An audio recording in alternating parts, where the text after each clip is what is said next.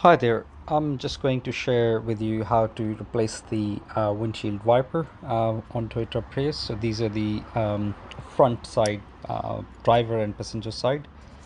So firstly, um, uh, you just need to spot this little hook on the wiper. So once your wiper is up down, basically you need to press that hook towards you and press it down. And that will release the wiper. So just I've taken the picture here to clarify that you have to press it away from the wiper side. I'm using these Michelin Stealth wipers. These are pretty good quality rubber.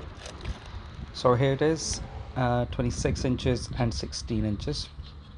So it's really straightforward. You just take a look where to slot in the wiper in. So just make sure that the part is kind of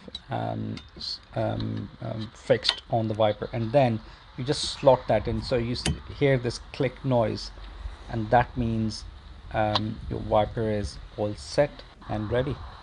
Just to recap again, when you slot in the new wiper in, just make sure that you're using the right side, and it's really straightforward. So you can press it harder if you want to, because it's an iron rod that is kind of holding it up. So yeah, that's straightforward. There you go.